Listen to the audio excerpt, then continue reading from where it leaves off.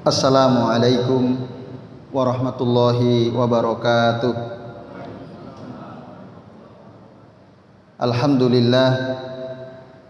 Alhamdulillahilladzi arsala rasulahu bil huda wa dinil haq liyudhhirahu 'alad dini kulli walau karihal kafirun.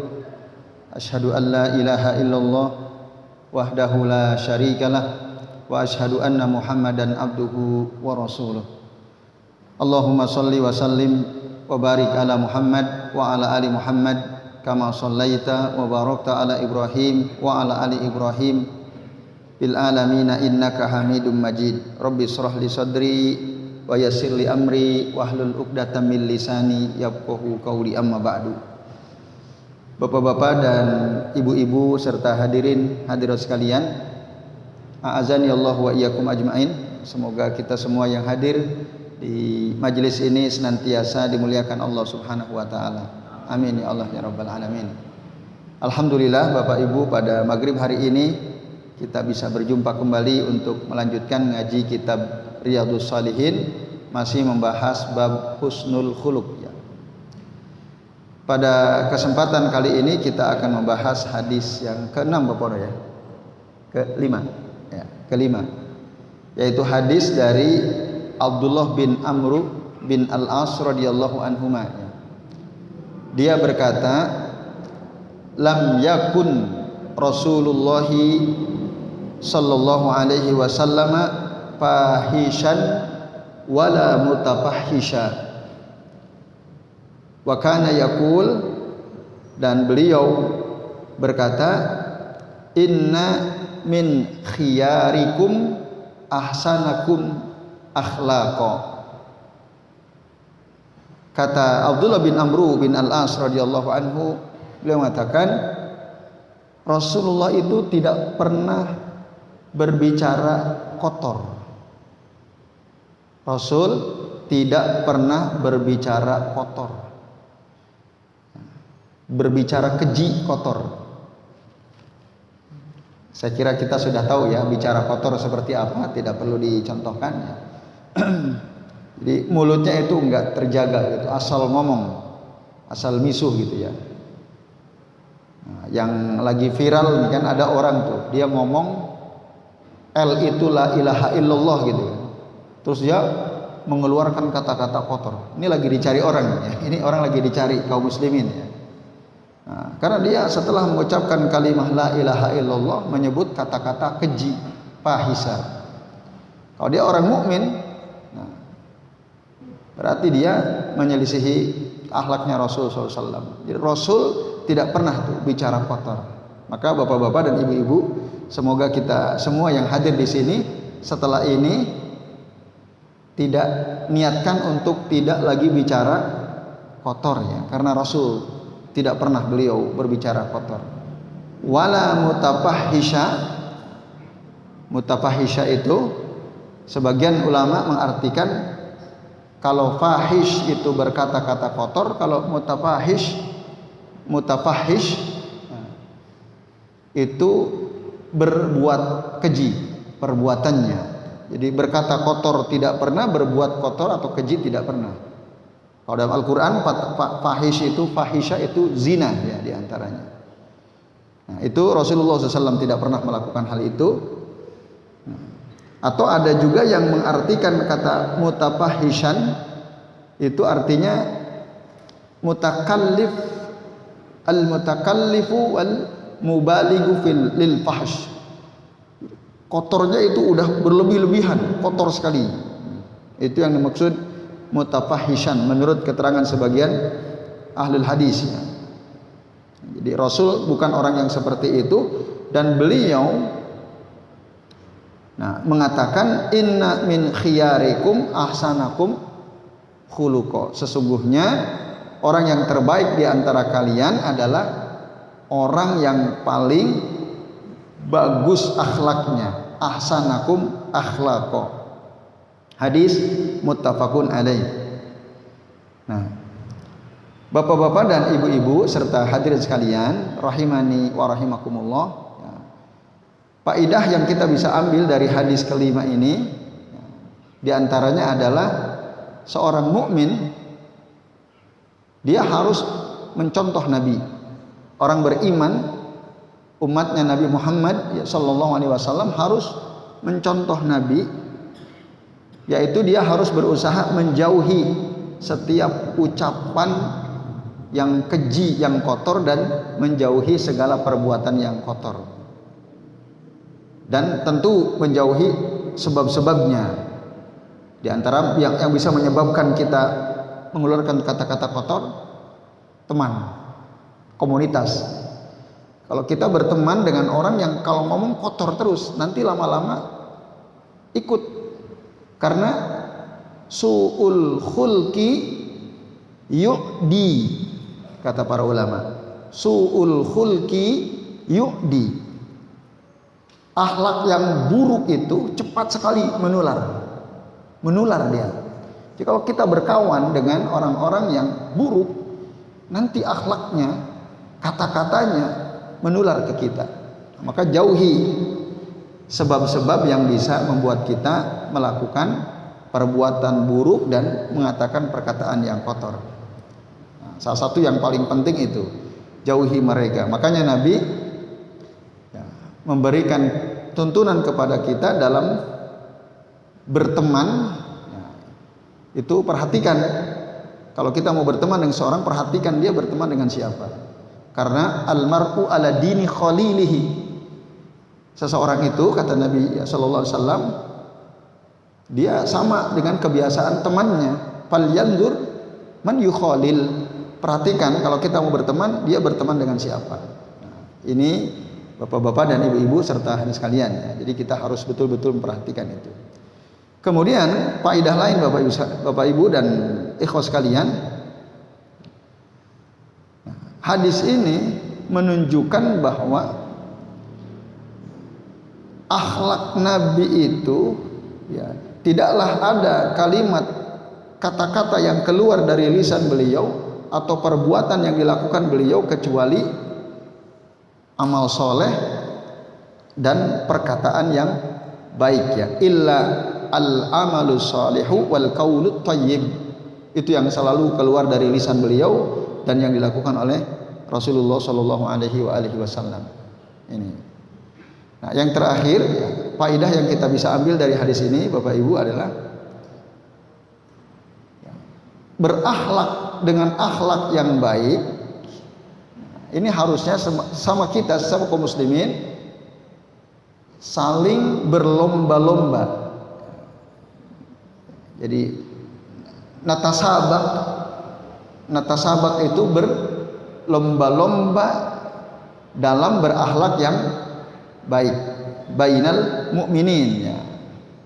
Maka paman sabaqa fihi, barang siapa orang yang ya dia melampaui teman-temannya dalam akhlak yang baik, kana min khiyaril mukminin wa akmalihim imana.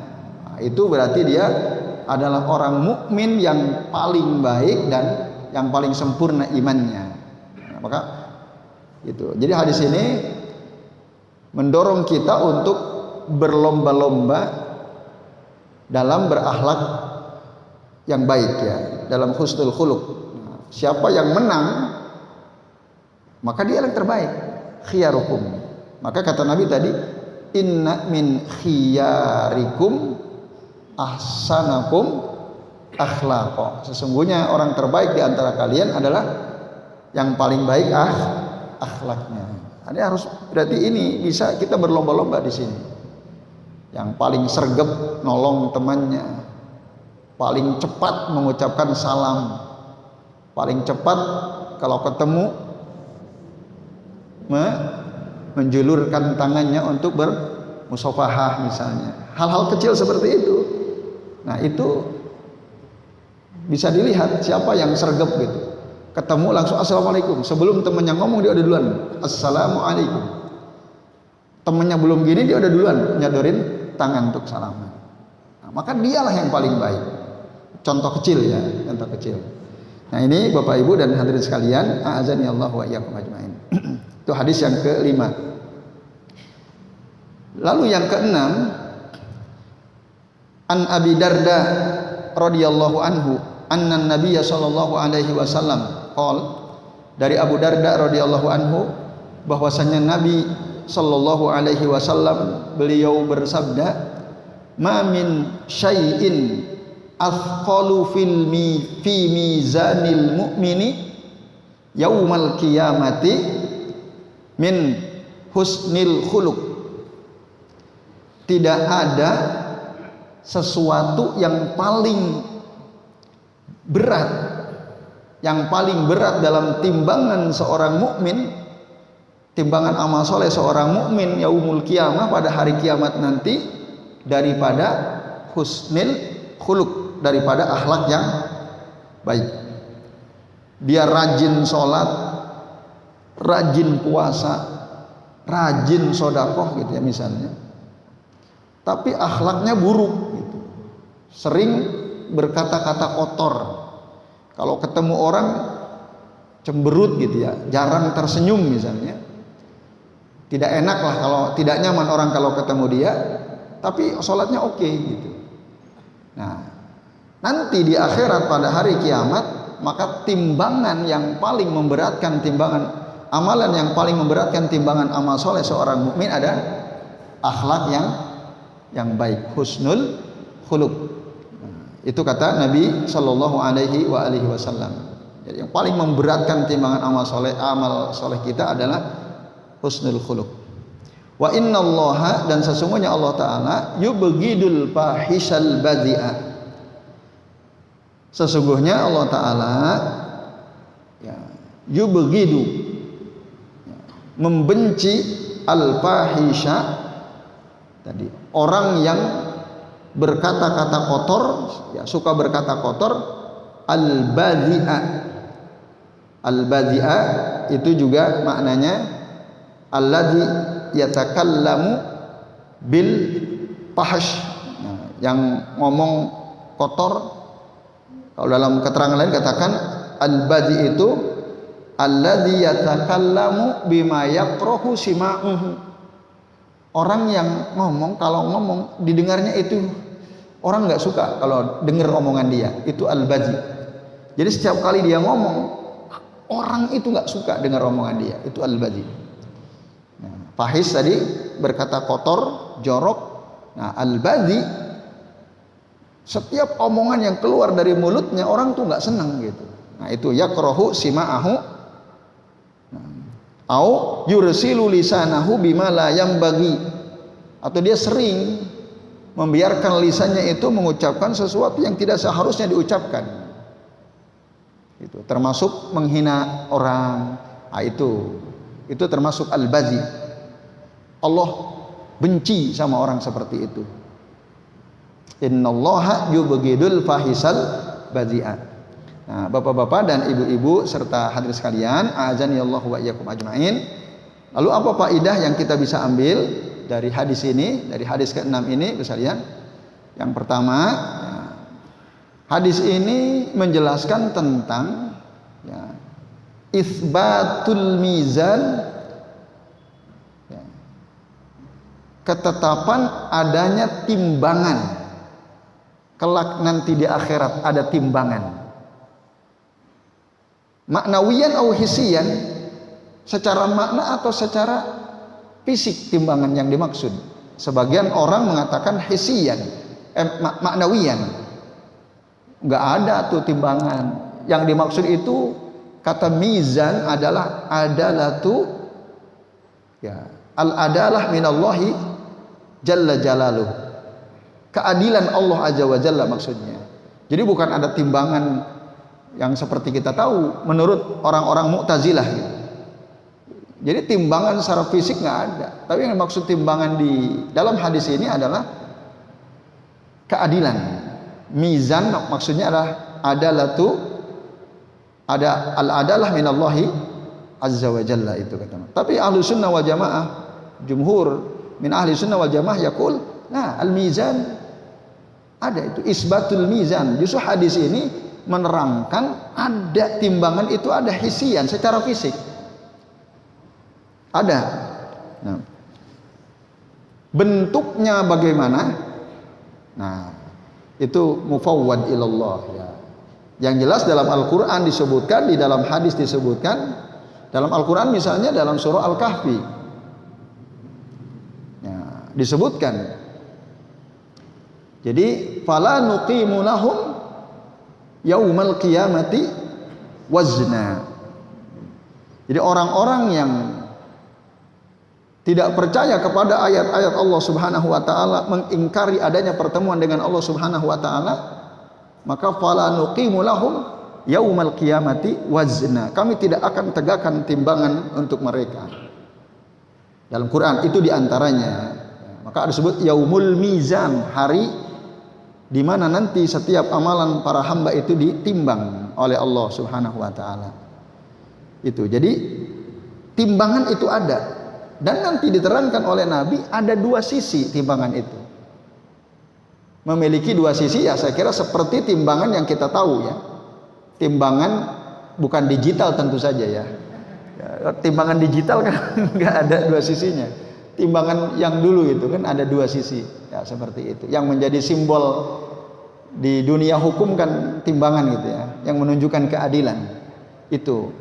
Jadi kifatani, al-mizanu lahu kifatani, punya dua sisi. Nah ini. Nah nanti tentang besarnya sebesar apa, wallahu a'lam. Yang jelas Rasul menerangkan yang akan ditimbang adalah amal-amal kita yang tercatat dalam 99 lembar sijillat tis'ah wa tis'un, yang panjangnya sejauh mata memandang, madal basor. Berarti timbangannya gimana itu? Ya nggak bisa bayangkan. Yang jelas ada dua sisi timbangannya itu. Nah ini yang pertama itu ya Gus sekalian. Jadi kita ini bagian min akidati ahli sunnah wal jamaah. Ini akidah ahli sunnah wal jamaah. Kita harus meyakini bahwa kelak nanti ada timbangan, supaya ditimbang dengan seadil-adilnya, dihitung, ditimbang. Nah, dihitung, ditimbang. Tapi ada orang bertanya, apakah semua hamba-hamba Allah pasti akan ditimbang amalnya, dihitung amalnya? Sebagian orang mengatakan tidak semua. Yang dihitung, yang ditimbang itu hanya amalan orang-orang mukmin, orang beriman, baik umat Nabi terdahulu maupun umatnya Nabi Muhammad sallallahu alaihi wasallam. Orang kafir tidak, menurut sebagian ulama. Dalilnya tadi dalam surah Al-Kahfi. Jadi orang-orang yang mereka mengingkari bi ayati rabbihim wa liqa'ih, mengingkari ayat-ayat Allah Tuhan mereka dan mengingkari adanya pertemuan dengan Allah Subhanahu wa taala, fala nuqimu lahum yaumal qiyamati wazna. Kami tidak akan tegakkan timbangan amalnya. Itu dasarnya yang digunakan oleh sebagian ulama. Jadi yang ditimbang itu hanya orang-orang mukmin saja. Orang kafir langsung suruh masuk. Masuk ke mana? Masuk neraka. Ngapain ditimbang? Udah tidak akan ditegakkan timbangan mereka. Dalilnya tadi diantaranya. Apalagi nanti dalam hadis yang lain, itu tadi dalam Al-Qur'an ya. Dalam hadis Nabi SAW ditanya oleh Aisyah radhiyallahu anha tentang seorang kafir yang bernama Abdullah bin Jad'an. Sebagian hadirin barangkali masih ingat ya, Abdullah bin Jad'an. Dia ini orang kafir, tapi akhlaknya bagus banget. Suka membantu orang, karomnya luar biasa, dermawan, suka berbagi, seneng nyambung silaturahim. Kalau ada tamu, tamunya dimuliakan. Sampai masyhur nih orang, terkenal kebaikannya. Lalu Aisyah bertanya kepada Nabi SAW, apakah dia masuk surga? Dihitung enggak tuh kebaikan-kebaikan dia? Kata Nabi apa? Lah, tidak dihitung. Kelak nanti orang kafir yang mati dalam kekufuran, dia seluruh amal soleh yang dia pernah lakukan di dunia itu sifrun, nol, nggak ada nilainya di sisi Allah Subhanahu wa Ta'ala. Kata Nabi tidak. Sama seperti Hatim At-Ta'i, bapaknya Adi bin Hatim. Ini orang Nasrani ya. Bapaknya itu senang banget berbuat baik. Kata Rasul, dia mendapatkan apa yang diinginkan. Karena memang dia senang dipuji orang, senang disanjung orang, makanya dia berbuat baik. Tapi di akhirat semua kebaikan nggak ada nih nilainya yang dilakukan oleh Hatim At-Ta'i ya. Itu bapak-bapak dan ibu-ibu serta adik sekalian. Jadi di dalam hadis ini dikatakan amalan yang sesuatu yang paling berat dalam timbangan itu amal soleh, apa? Husnul khuluq. Hatim At-Ta'i akhlaknya bagus. Abdullah bin Jad'an akhlaknya bagus. Tapi jika tidak ada iman, tidak ada tauhid dalam hatinya, jadi sifrun, muspro ya bahasa kitanya, nggak ada nilainya. Nah, maka penting ini diperhatikan, karena ada sebagian orang itu yang penting akhlaknya bagus, gitu kan? Ya nggak? Di masyarakat kadang-kadang gitu, harus bagus secara sosial. Sholat sirik, orang opo-opo sirik, yang penting akhlaknya secara sosial bagus. Itu nggak benar. Ya. Karena nggak ada nilainya. Sehebat apapun akhlak seseorang di masyarakat, kalau dia syirik, ya, apalagi kalau dia orang kafir, itu nggak ada nilainya. Jadi ini yang dimaksud asqalu fi mizanil mu'min, ya, adalah husnul khuluq, karena dia memang beriman gitu. Ada tauhid, kalau tidak maka nggak ada nih nilainya, sekalian. Baik. Tadi yang pertama itu ya, ada orang berpendapat orang kafir itu nggak dihisab, nggak ditimbang. Udah clear. Tapi sebagian ulama mengatakan ditimbang, dihisab juga. Di antaranya saya Soleh bin Abdullah Soleh bin Fauzan ya, hafizahullah taala, dalam kitab Syarah Lum'atil I'tiqad, beliau mengatakan ditimbang, dihisab juga. Dihisab. Karena ayat-ayat Al-Qur'an kalau kita baca itu menunjukkan kemutlakan, mutlak umum, artinya semua hamba Allah pasti amalnya dihisab, pasti ditimbang, dihitung. Cuma hisab itu nanti ada dua kategori menurut beliau. Kalau untuk orang mukmin, hisabnya disebut hisabul muwazanah. Apa? Hisabul muwazanah namanya. Itu. Maka ayat-ayat Quran kalau kita buka ya, kita kumpulkan semua yang berbicara tentang mizan, begitu juga dengan hadis Nabi, itu mutlak. Artinya semua hamba Allah pasti dihisab. Ayat tentang hisab juga begitu. Nah, cuma bedanya kalau orang mukmin ditimbang dihisabnya namanya hisabul muwazanah namanya. Hisabul muwazanah. Perhitungan untuk apa maksud hisab al-muwazanah? Atau nanti kami terangkan. Sementara untuk orang kafir itu dihisab juga, dihitung. Walaupun kan udah clear tadi kata Nabi itu nggak ada artinya gitu, tapi tetap dihisab, dihitung. Tapi namanya hisabut takrir namanya, hisabut takrir. Beda itu, hisabul muwazanah dengan hisabut takrir. Kalau hisabul muwazanah artinya dihitung, ditimbang untuk diketahui lebih berat mana antara amal baik dan amal buruknya. Jadi perhitungan dalam arti ditimbang mana lebih banyak, itu disebutnya hisabul muwazanah, kata Syekh Soleh bin Fauzan hafizahullah ta'ala dalam kitab Syarhu Lum'atil I'tiqad. Nah, sementara kalau hisabut takrir itu artinya adalah dihitung, ditimbang dalam rangka apa? Untuk takrir, menetapkan bahwa kamu ini jelek gitu. Supaya dia tahu persis kamu itu semua amalmu nggak ada nilainya, kamu masuk neraka. Dihitungnya dalam rangka untuk menegaskan, untuk menetapkan bahwa kamu ini jelek gitu. Nah, itu yang dimaksud hisabut takrir, untuk ditetapkan perhitungan, untuk ditetapkan bahwa dia itu salah gitu. Dia itu nggak ada artinya semua kebaikannya. Nah, supaya tambah takut tetap dihitung. Kan itu menambah ketakutan bagi orang-orang yang mati dalam keadaan kafir. Nah, itu. Jadi ada, cuman beda memang. Istilahnya berbeda ya.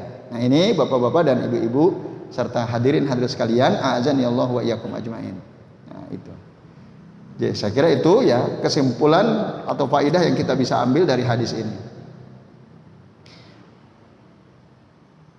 Nah, itu jadi, tapi nanti ada dalam hadis yang lain kan, di sini sesuatu yang paling memberatkan timbangan seorang mukmin apa? Husnul khuluq, itu ya. Nah, tapi ada nggak yang bisa mengalahkan husnul khuluq? Ada. Apa? Nah, kalimatut tauhid. Kalimatut tauhid. Bahkan kalau kalimatut tauhid kita udah jomplang, ini buruk semua nih amalan kita. Ya. Yang tertulis dalam tis'atin wa tis'ina sijillat ya, atau sijillan, itu udah yang buruk begini, amal buruknya jauh lebih berat. Karena 99 ini banyak catatan buruknya. Lalu kemudian ya dikeluarkan oleh Allah Subhanahu wa taala, ya. Apa yang dikeluarkan? Bitokoh, kartu. Nah, kartu itu kalau menurut keterangan para ulama itu kecil, ya. Kartu yang bentuknya kecil, sementara sijillat tadi panjangnya sejauh mata memandang. Nah, kalau bitokoh itu ya dia bitokoh sogiroh, ya, kecil, baina ya, as-sijillat, di antara lembaran-lembaran yang ada itu ya, kartu itu kecil sampai ya, wa baina awdhami sijillat allati nusyirat lahu, yang dibuka untuk dia, sampai orang yang bertauhid ya, tauhid uluhiyah murni, tauhidnya lillahi ta'ala, dia ragu-ragu apa mungkin kartu yang kecil ini bisa mengalahkan beratnya timbangan amal keburukan dia yang tercatat di 99 lembar ya, catatan amal dia yang kebanyakan buruk itu.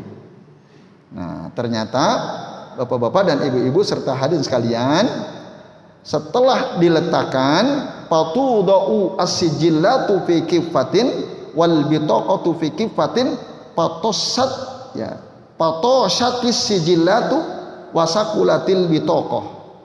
Ternyata yang tadinya begini, setelah kartu yang di situ ada kalimat tauhid diletakkan di sisi yang lain, langsung jelek. Nah, gitu. Jadi ternyata lebih berat nih tauhid. Nah, ini yang paling berat banget ya, ini tauhid. Nah, ini maka wala yaskulu ma'a ismillahi syai', tidak ada yang lebih berat daripada nama Allah Subhanahu wa taala yang ada dalam kalimat tauhid tersebut. Nah, ini ya berdasarkan hadis riwayat Imam At-Tirmidzi dan Imam Ahmad, disahihkan oleh Imam Syekh Al-Albani rahimahullah. Nah, ini Bapak-bapak dan Ibu-ibu serta sekalian ya. Jadi kesimpulan akhirnya, sebaik apapun amal soleh kita, kalau tauhidnya nggak bener, itu juga bisa sia-sia ya, apalagi orang-orang kafir ya. Maka tauhid benerin, tauhid uluhiyah kita benerin ya, jangan sampai kita berbuat syirik. Nah, ini terus tadi husnul khuluqnya, kita berlomba-lomba ya, berakhlak sebaik mungkin agar tadi timbangan amal soleh kita jauh lebih berat daripada timbangan amal buruk kita. Fa amman thaqulat mawazinuhu fahuwa fi isyatir radiyah. Barang siapa yang timbangan amal baiknya lebih berat, maka dia ada dalam kehidupan yang menyenangkan, yaitu di surga. Jadi saya kira ini yang bisa kami sampaikan ya, sampai hadis ke-6, selebihnya waktu saya kembalikan ke Pak Pono. Terima kasih kepada Ustaz Hasan atas materi yang sampaikan pada sesi awal. Selanjutnya kita berikan kepada jamaah sekalian untuk memberikan kesempatan kepada materi untuk tanya jawab. Kami persilakan untuk bertanya dulu. Kemudian kami mohon nanti Ustaz Hasan secara mengakhiri sampai pukul 19.32. 22. Ini pot samping Haris.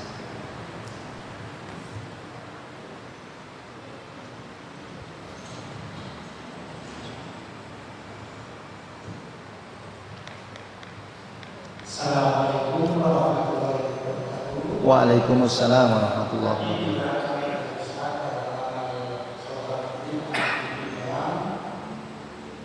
Saya nanya, apakah dari umur balik atau sejak anak-anak umur berapa amal yang akan ditimbang oleh Allah SWT? Assalamualaikum warahmatullahi wabarakatuh. Waalaikumsalam warahmatullahi wabarakatuh. Makasih Pak ya.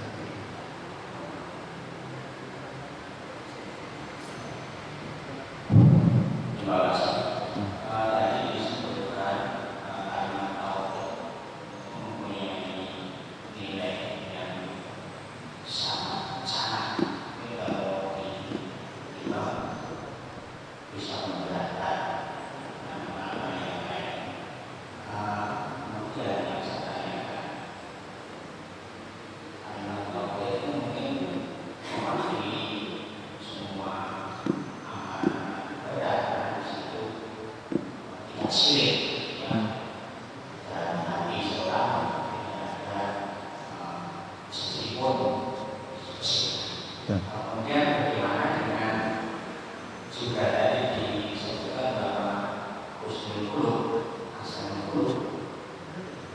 Terus juga dalam riwayat yang lain ringan diri berarti berarti tidak pakai subhanallah nabi subhanallah. Bagaimana? Ya. Ya, terima kasih Pak Haris. Baik, terima kasih Bapak-bapak ya atas pertanyaannya. Yang pertama tadi, sejak usia berapa amalan seseorang itu ditimbang atau dicatat?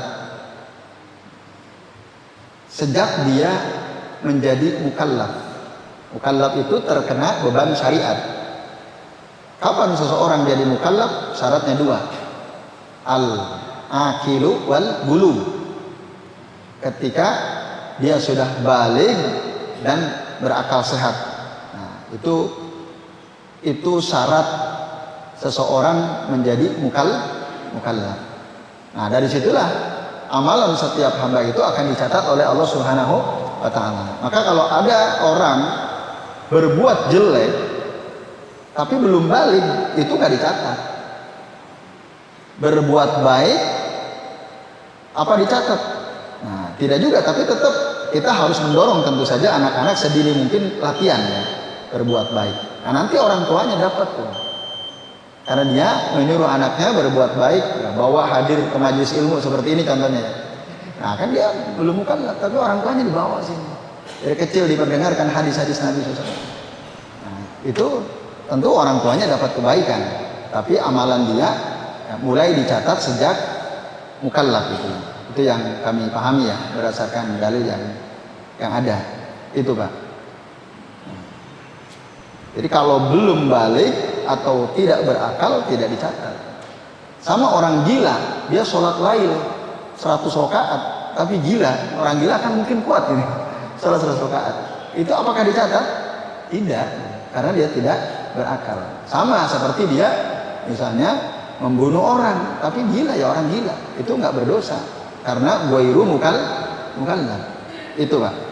Wallahu a'lam bishawab. Nah, kemudian yang kedua, ya, kalimat tauhid itu tadi seperti yang sudah kami terangkan, dia akan tercatat di sebuah kartu kecil sebagai bukti bahwa kita betul-betul mengucapkan dua kalimat syahadat, ya, asyhadu an la ilaha. Dalam satu hadis sebutkan maktubun 'alaiha la ilaha illallah. Dalam hadis riwayat yang lain sebutkan maktubun 'alaiha asyhadu an la ilaha illallah wa anna muhammadan abduhu wa rasuluh. Kalimat tauhid, nah, itu juga ada kalimat tauhid. Cuman yang kedua ini lebih sempurna. Karena memang dalam kita beragama ini, ya, tidak boleh dipisah nih. Syahadat bahwa tiada Tuhan yang berhak disembah kecuali Allah dan kesaksian bahwa Muhammad itu adalah hamba dan utusan Allah. Ini sesuatu yang tidak bisa dipisahkan. Karena ini menjadi syarat diterimanya suatu amalan gitu. Amalan yang tidak ikhlas lillahi ta'ala enggak akan diterima. Walaupun banyak, kalau tidak ikhlas tidak akan diterima. Ikhlas banget. Kamu ikhlas, kamu sholat, ikhlas.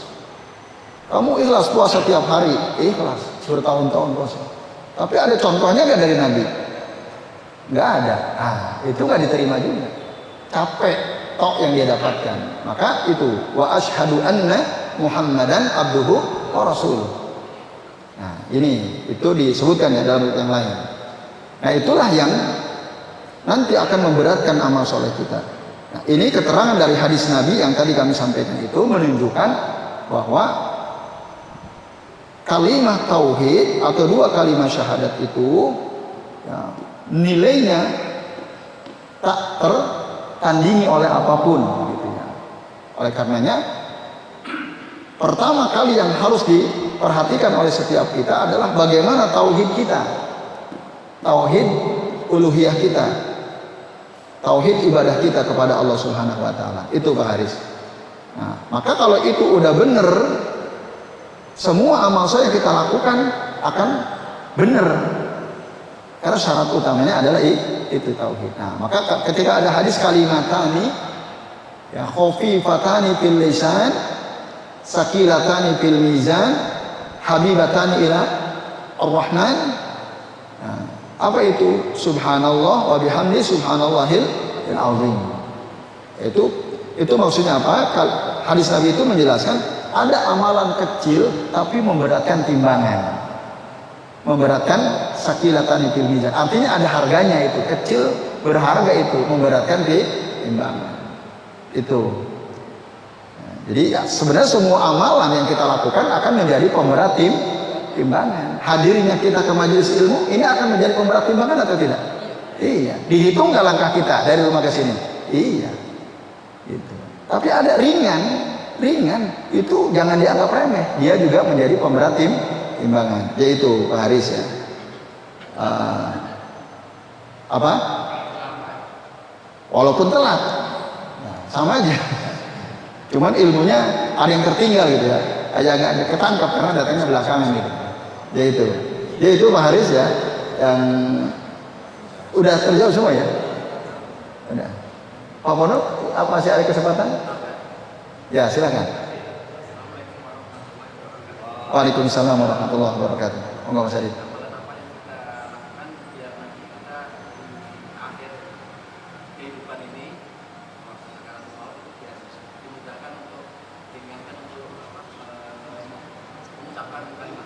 Nah, apa amalannya gitu ya, Bapak Ibu? Apa kira-kira tuh amalannya? Supaya nanti pas kita mati, ucapan terakhir yang keluar dari mulut kita, la ilaha illallah, mati. Apa tuh? Kalau ada orang berhasil, itu udah jaminannya surga. Man qala fi akhiri kalamihi la ilaha illallah wajabat lahul jannah. Dalam hadis dari Imam Ahmad, barang siapa perkataan terakhirnya adalah kalimat la ilaha illallah, wajib dia masuk surga. Pasti dia masuk surga, pasti itu jaminan. Masalahnya, apakah itu mudah? Dulu Parzadik, ada seorang tokoh Parzadik yang hidup di masa tabi'in, teman dari Hasan al-Basri rahimahullah. Istrinya meninggal, dia duduk bersimpuh di depan pusara kuburan istrinya. Tentu saja bersedih ya, ditinggal mati oleh istrinya. Lalu disamperin sama Hasan al-Basri rahimahullah. Disebutkan kisahnya itu oleh Syekh Abdul Razak Al-Badar dalam kitab Mafatihul Khair. Didatangi, lalu ditanya, Parzadik, ma'adadta li muqabalati hadal yaum. Apa yang sudah engkau siapkan untuk menghadapi hari ini, yaitu hari kematian seperti ini? A'dadtu, aku sudah siapkan, kata beliau, bila ilaha illallah, dengan zikir la ilaha illallah, mundu sab'ina sana, sejak 70 tahun yang lalu. Jadi udah 70 tahun ini Parzadik, sahabat dari Hasan al-Basri ini, sering zikir la ilaha illallah. Apalagi kan ada hadis tadi, afdhalul dzikri fa'lam annahu la ilaha illallah. Seutama-utama zikir itu adalah la ilaha illallah. Nah, itu yang disiapkan. Tapi apa komentar Hasan al-Basri? Ni'ma'al udda. Bagus sekali itu bilangannya. Berarti udah banyak banget ya kamu zikir itu. Tapi ingat, ya, la ilaha illallah, la ilaha illallah itu ada syurut. Laha surut, itu ada syaratnya gitu. Walaupun kita rajin zikir dengan mengucapkan kalimat tauhid setiap hari mungkin ratusan kali, kalau syaratnya tak terpenuhi, maka nanti pas kita syakaratul maut, kita nggak akan bisa tuh mengucapkan kalimat tauhid tersebut. Nah, itu syarat, ada syaratnya. Begitu juga kata Wahab bin Al-Munabbih dalam hadis riwayat Bukhari, ditanya, wahai Wahab bin Munabbih, ala ilaha illallah miftahul jannah, bukan la ilaha kuncinya surga? Bala, betul, la ilaha illallah miftahul jannah. Kata siapa? Wahab bin Al-Munabbih rahimahullah. Nah, tapi kata beliau, walakin, tapi idza jita bimiftahin lahu asnan, kalau kamu datang dengan kunci yang kunci itu ada gigi-geriginya, utihat laka abwabul jannah, akan dibuka untukmu pintu-pintu surga. Kalau kamu bawa kunci, kuncinya ada giginya, lahu asnan. Wa in ji'ta bimiftahin lahu asnan, futihat laka al jannah. Itu. Wa in ji'ta bimiftahin, tapi kalau kamu datang dengan kunci laisa lahu asnanun, yang tidak ada gigi geriginya, maka lam tuftah laka al jannah, surga tidak akan dibuka untukmu. Ya. Apa yang dimaksud asnanul miftah? Asnanul miftah itu para ulama menerangkan adalah syurut la ilaha illallah. Jika la ilaha illallah ada kunci, dia adalah kunci, maka setiap kunci pasti punya gerigi, betul atau tidak? Iya. Syarat kunci disebut kunci ada geriginya. Kalau nggak ada, kunci ompong namanya, nggak bisa pakai buka pintu gitu. Nah, apalagi kalau ompongnya semua rontok semua giginya gitu, nah nggak bisa dibuka. Nah, itulah yang dimaksud syurut la ilaha illallah. Jadi amalan apa yang akan bisa memudahkan kita mengucapkan kalimat tauhid? Penuhi syaratnya. Ada berapa syaratnya? 7. Masih ingat Mas Fajar? 1. Ilmu, al-yakin, al-ikhlas, al-mahabbah, as-sidqu, al-inqiyad, al-qabul. Masya Allah. Barakallahu fiik. Antum hafal ya? Barakallahu fiik. Itu syaratnya itu tuh 7. Kalau ingin lebih jelas tanya Mas Fajar tuh. Insya Allah beliau bisa jelaskan itu ya. Nah, jadi itu syaratnya.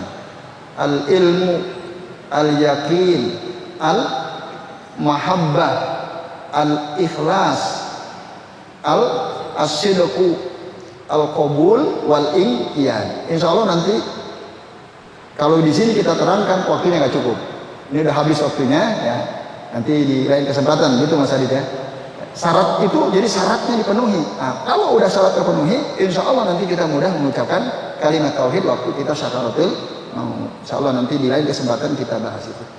Atau nanti secara japri aja ya, nanti ngobrol bareng aja nanti.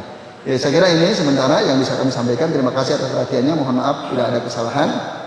Kami akhiri. Wassallallahu ala Muhammadin wa ala alihi wa sahbihi wa baraka wa sallama alaihim ajma'in. Billahi taufiq wal hidayah. Wassalamualaikum warahmatullahi wabarakatuh.